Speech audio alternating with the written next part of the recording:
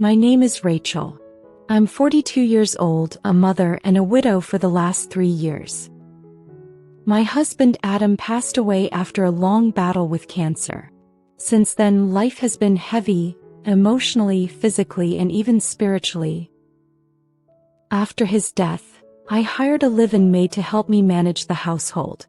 Her name is Alina. She was only 28 when she came to work for me. Kind, quiet, graceful in her movements, and completely dedicated to her work. She wasn't just a helper, she became a companion, a quiet presence I came to rely on. But what I didn't expect was how that reliance would slowly shift into something far more dangerous and intimate. After Adam passed away, our house felt like a mausoleum, beautiful but empty. Every corner echoed with memories. The creak in the floor where he used to stand while making coffee, the dent in the couch where he'd watch late-night movies. Grief wasn't loud.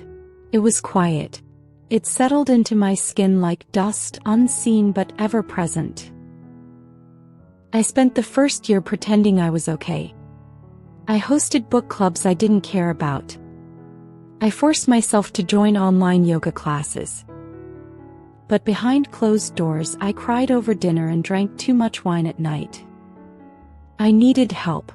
Not just with the house, but with life. That's when Alina came into the picture. Alina moved in on a chilly September afternoon.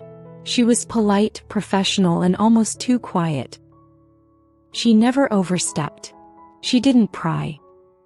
But she noticed everything. The first few weeks were simple. She kept the house in order, cooked meals without asking, and made sure I never ran out of tea.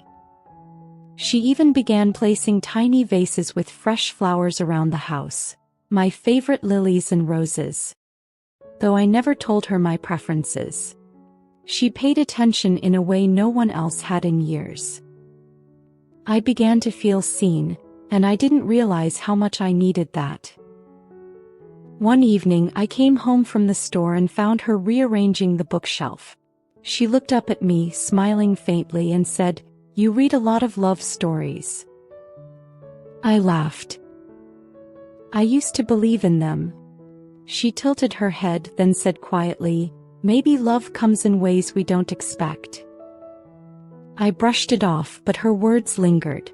That night I couldn't sleep. I kept thinking about her. Not just her presence, but her kindness. The way she gently tucked away my pain without asking for anything in return. It was a stormy night. The kind where thunder shakes the walls and the rain feels personal.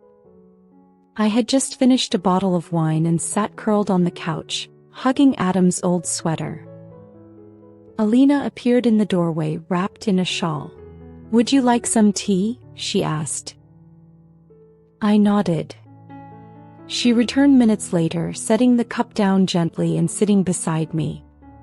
We didn't speak. The only sound was the thunder outside and the quiet clink of her bracelet when she shifted her hand.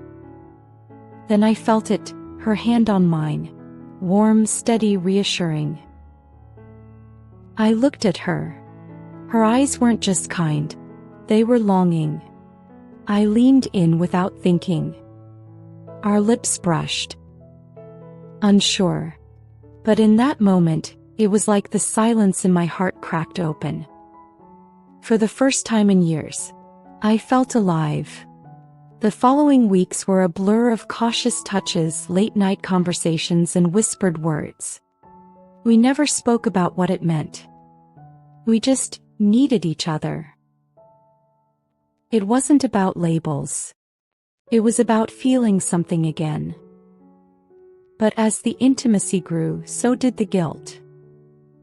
I wasn't just her employer. I was a mother, a widow, a woman who had promised herself she'd never let another soul into that vulnerable space again. And yet, every night I found her in my arms. Everything changed when Jack came home for the summer. He was tall like his father, with his father's sharp eyes too. From the moment he walked in, the house felt different. I became hyper-aware of how close Alina and I stood. How often we shared glances. How she hesitated before touching me, even in simple gestures. Jack noticed. One night he confronted me. "Mom, is there something going on between you and Alina?" My heart dropped. "No," I lied. "She's just helping me cope." He looked unconvinced. "You've changed." I spoke to Alina that night. Told her we needed space. That Jack's suspicion could ruin everything. She nodded, her eyes welling with tears. "I never meant to hurt you," she whispered. "Or him." "I know," I said. "That's why it hurts more." We agreed to pause. To go back to how things were. But hearts don't forget. Every brush of her hand sent ripples through me. Every quiet moment in the hallway was heavy with what we weren't saying. A month later, Alina gave notice. "I think it's time," she said gently. I didn't beg her to stay. But I wanted to. On her last night, we sat in the garden under the stars. No kisses. No confessions. Just silence. Before she left, she looked at me and said, "You taught me what love feels like. Even if the world says we can't call it that." And then she was gone. Jack returned to college. The house was quiet again. But different. Because this time the silence wasn't lonely, it was full. Full of memories. Of moments that couldn't be erased. Of the kind of love that doesn't need a name, only a heartbeat. Sometimes I still dream of her. Not of the nights we shared, but of the mornings that followed. The gentle way she made me feel human again. Have you ever found comfort in someone society told you was off limits? Sometimes our hearts don't follow rules. They follow connection. Subscribe to Veiled Desires for more real stories that explore forbidden love, silent yearning, and the truths we're too afraid to say out loud. Leave a comment if you've ever felt torn between right and real.